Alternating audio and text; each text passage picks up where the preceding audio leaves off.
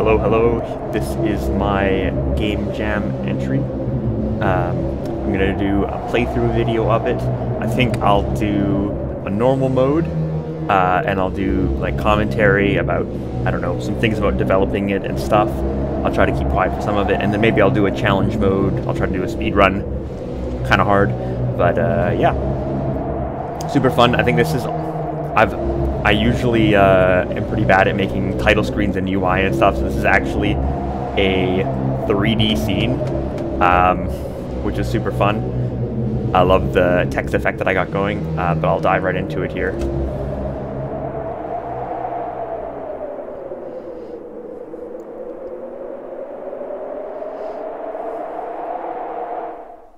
I'll keep quiet for the cutscene.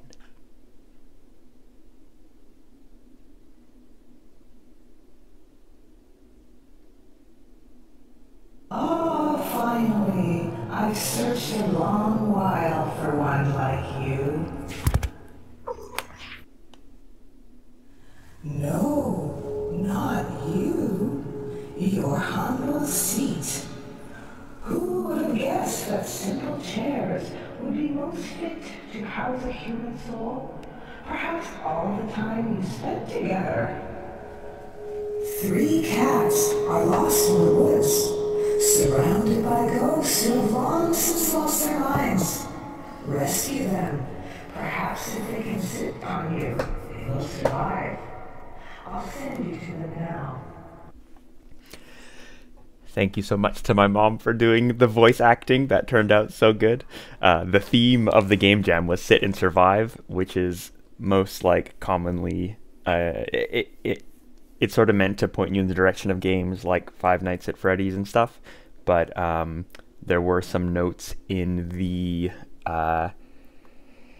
Game Jam. There's like, you know, be creative with it. Like one suggestion was like you're stuck in a haunted car and you have to drive. So I was like, okay, I can do something different. So I knew I wanted to do the chair. I'll start the game here. But I was like, if I could do a cutscene to establish lore, like say chairs are like good, you know, like a good thing to house a human soul because people have spent so much time with them. That would be like an awesome way to go about it, especially if I could sell it really good. Especially because I'm bad at animating human characters or like anything that has limbs, you know?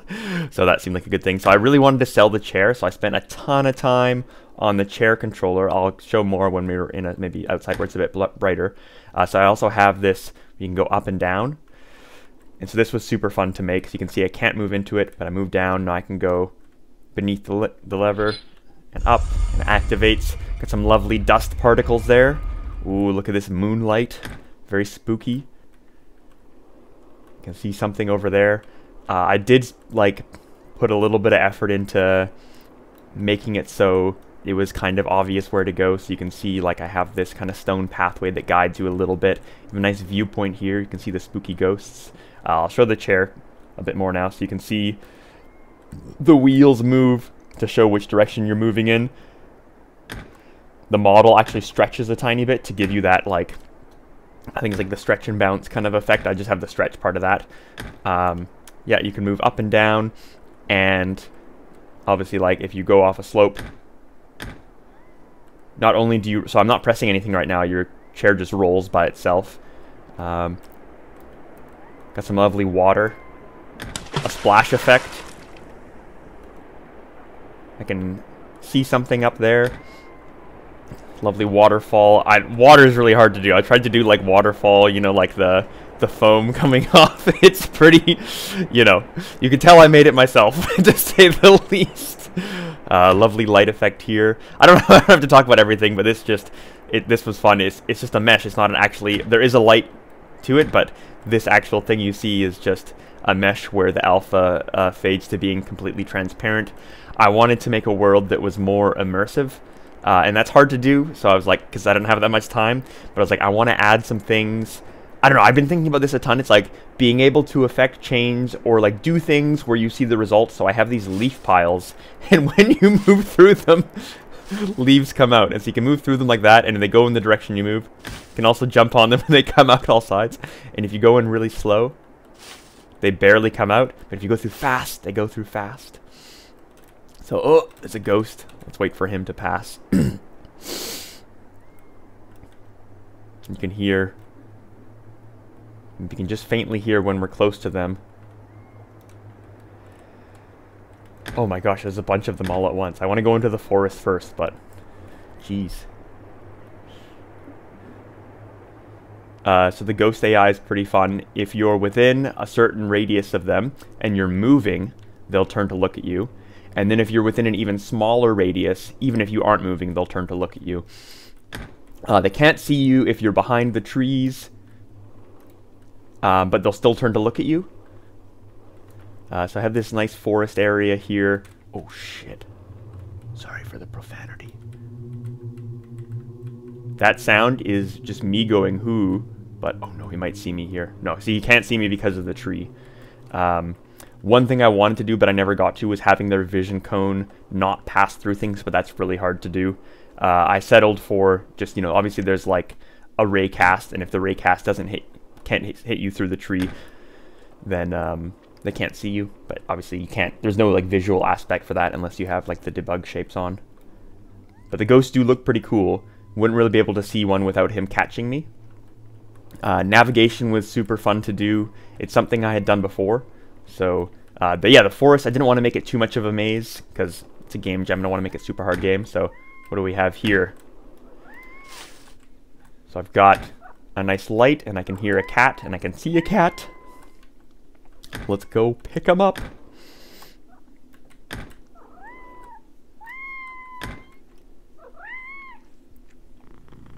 Lovely purr sound, and they're sitting on me. So I was hoping that that would kind of convey, hey, when you see that light, you hear the cat, you know, there's a cat. So I was like, it can be, the cats are small, right? So I was like, you needed a few things to make it easier for them to see you. So it's really hard to move up the hills here because you're just a little chair, you know? But yeah, all the ghost sounds, like for these ghosts, are me, just like really slowed and reverbed. Hopefully I'll be able to finish this run without having a ghost aggro on me, because if a ghost does aggro on you, oh yeah, it's a nice big grave. I wanted to write things on the tombstones, but I never got to that. And also, I did do a ton of stuff for the character controller itself. So I do have stuff like Coyote Time, where when you come off of a surface, you have like a fraction of a second where you can still jump. I don't know if I can demo that, but and also things like if you just tap space versus if you hold space, you'll jump higher. It didn't end up being that much of a platforming game. So all of these I modeled in Trench Broom. It was super fun. So here's, look at that, another lever. Ooh, it is fun, like these feel like it's a skateboarding game almost, right?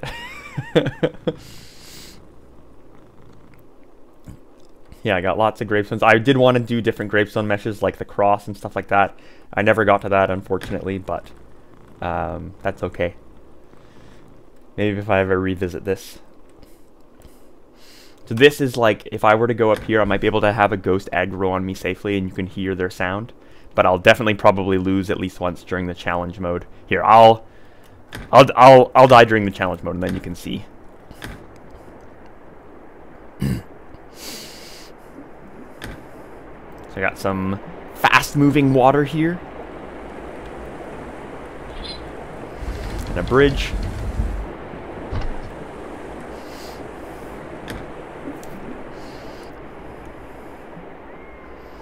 Oh yeah, I also have a pause menu, and this is me on guitar. This guitar music was a little bit moody for my taste, and the pause controls was like kind of late, last minute slap in. And the cat still meow, or cat still purrs. All the audio still plays, but everything else in the scene pauses. And the title screen music was me. There is ending music, but it's not me. You can hear it right here. This is actually just a MIDI file. Cats retrieved, victory achieved. And so the ghosts fly away. The fog clears. And yeah, the sky becomes more visible. And it's very wholesome. You have all 3 cats. Very nice. And you can see the whole landscape pretty easily now, so... Yeah, I didn't want to make too big of a map, but I did want to make it like something of a world that you didn't have to move through like on a linear path, sort of. So you could see you could have come up here first and then gone through the forest. And I'll show this. The water moves you. Oh. And then, yeah. I think restarting will just put me... Oh, yeah, and this is kind of hokey, but you can't restart from the pause menu because input isn't an option there. But I'm gonna restart. Unfortunately, only Alt F4 works for quitting. But I thought I'd run it in windowed mode, and I didn't. So here, let's try challenge mode. Challenge mode skips the cutscene because it, you know, I was gonna add a requirement that you would have had to have played the normal game mode, but I didn't get to that. So here we go. So challenge mode is exactly the same as regular mode, except instead of 3 ghosts, we have 7, which actually is really tough. So I will die on this one, like either intentionally or honestly, whether I tried to or not. That's actually me.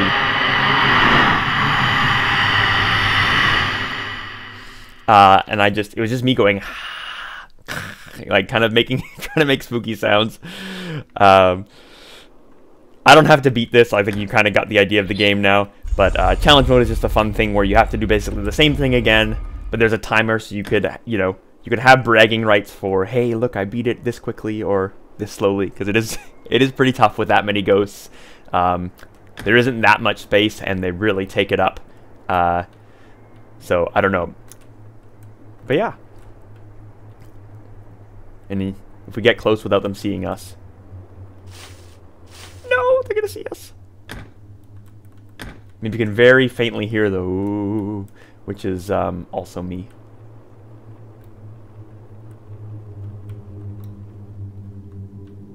Yeah, you can hear it here. It's really hard to get close without them seeing you. You have to be behind a rock or something. And so if they see us, but then they stop seeing us. Yeah, I could have made the oohs louder, but, you know, what can you do? They're ghosts, they're quiet, you know. But yeah, thank you for watching.